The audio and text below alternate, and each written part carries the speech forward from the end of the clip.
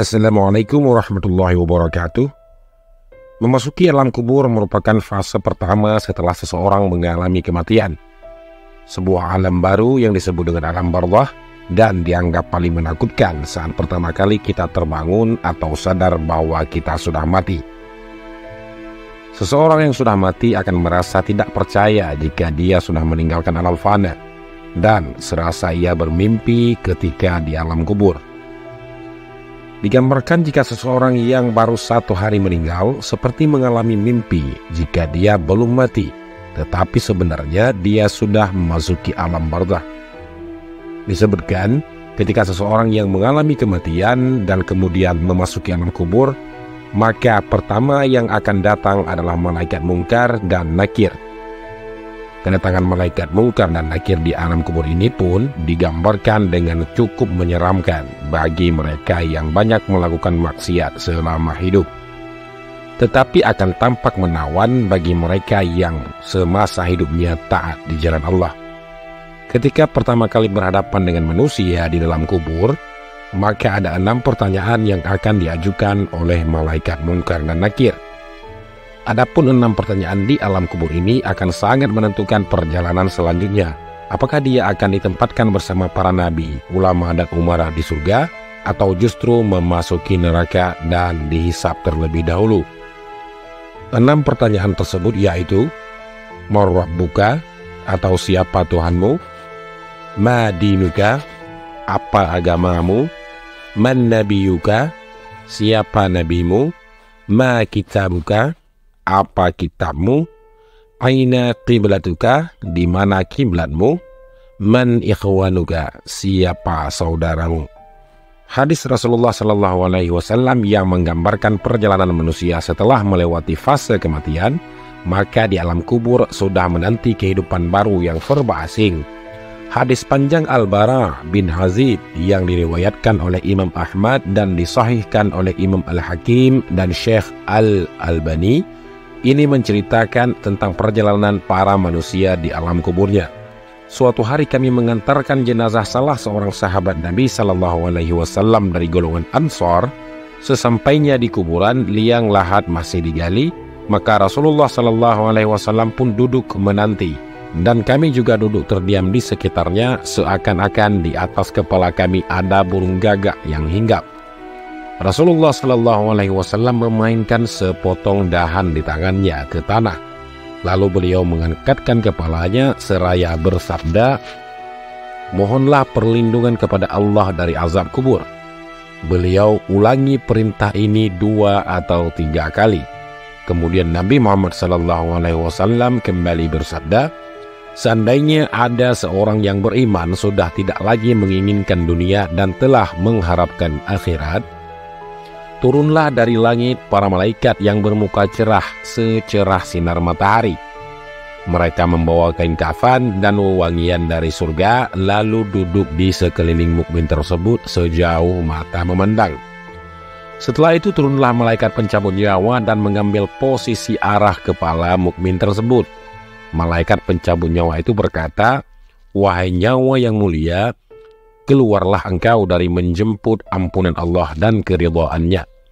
Maka nyawa itu dengan mudahnya keluar dari tubuh mukmin tersebut seperti lancarnya air yang mengalir dari mulut sebuah kendil. Lalu nyawa tersebut diambil oleh malaikat pencabut nyawa dan dalam sekejap mata diserahkan kepada malaikat yang berwajah cerah tadi. Lalu dibungkuskan dengan kain kafan dan diberi wewangian darinya pula, hingga terciumlah bau harum seharum wewangian yang paling harum di muka bumi. Kemudian nyawa yang telah dikafani itu diangkat ke langit. Setiap melewati sekelompok malaikat di langit, mereka bertanya, 'Nyawa siapakah yang amat mulia ini?' 'Ini adalah nyawa Fulan bin Fulan,' jawab para malaikat yang mengawalnya dengan menyebutkan namanya yang terbaik ketika di dunia. Sesampainya di langit dunia, mereka meminta izin untuk memasukinya, lalu diizinkan. Maka seluruh malaikat yang ada di langit itu ikut mengantarkannya menuju langit berikutnya. Hingga mereka sampai di langit ke-7, di sanalah Allah berfirman, "Tulislah nama hambaku ini di dalam kitab Illiyin, lalu kembalikanlah ia ke jasadnya di bumi. Karena darinya lah aku ciptakan mereka, para manusia, dan kepadanya lah aku akan kembalikan, serta darinya lah mereka akan kubangkitkan. Lalu nyawa tersebut dikembalikan ke jasad di dunia. Lantas datanglah dua orang malaikat yang memerintahkannya untuk duduk. Mereka berdua bertanya, "Siapakah Rabbmu?" "Rabbku adalah Allah," jawabnya. Mereka berdua kembali bertanya, "Apakah agamamu?" "Agamaku Islam," sahutnya. Mereka berdua bertanya lagi, "Siapakah orang yang telah diutus untuk kalian?" "Beliau adalah Rasulullah Sallallahu Alaihi Wasallam," jawabnya. "Dari mana engkau tahu itu?" tanya mereka berdua. "Aku membaca Al-Quran, lalu aku mengimaninya dan kemudian mempercayainya." Tiba-tiba terdengarlah suara dari langit yang menyeru, "Hambaku ini benar, maka hamparkanlah surga baginya. Berikan dia pakaian darinya, lalu bukakanlah pintu ke arahnya."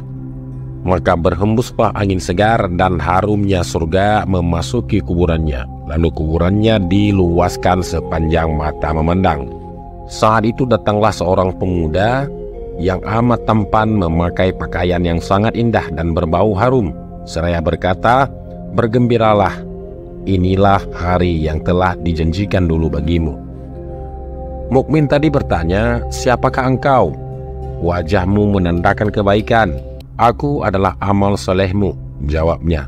Si mukmin tadi pun berkata, "Wahai Rabbku, segerakanlah datangnya kiamat, karena aku ingin bertemu dengan keluarga dan hartaku."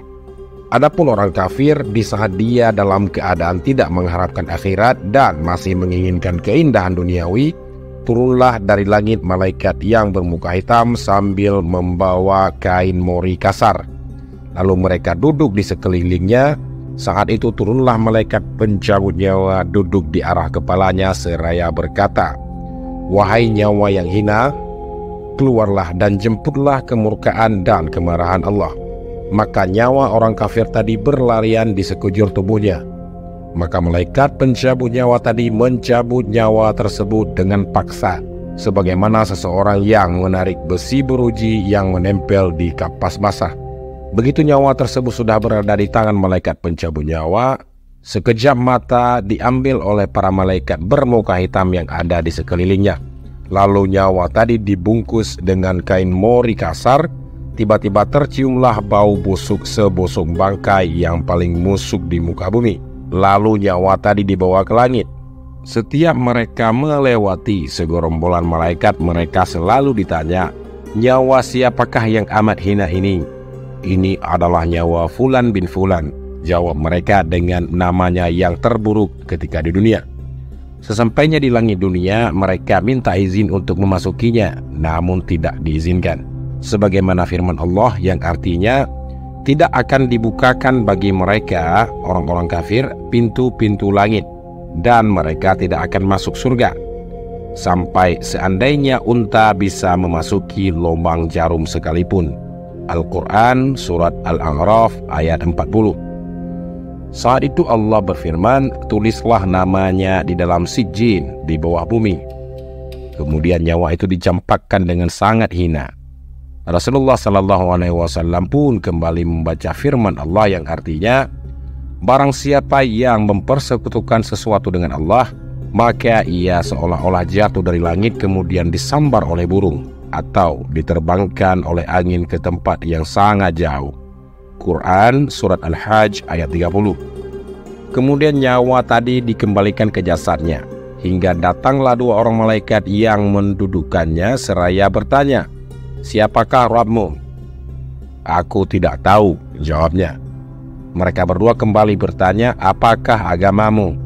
"Aku tidak tahu," sahutnya. Mereka berdua bertanya lagi, "Siapakah orang yang telah diutus untuk kalian?" "Aku tidak tahu." Saat itu terdengar seruan dari langit, "Hambaku telah berdusta, hamparkanlah neraka baginya dan bukakan pintu ke arahnya." Maka hawa panas dan bau busuk neraka pun bertiup ke dalam kuburannya. Lalu kuburannya dipersempit oleh Allah hingga tulang belulangnya pecah dan menancap satu sama lain. Tiba-tiba datanglah seorang yang bermuka amat buruk, memakai pakaian kotor dan berbau sangat busuk, seraya berkata, "Aku datang membawa kabar buruk untukmu.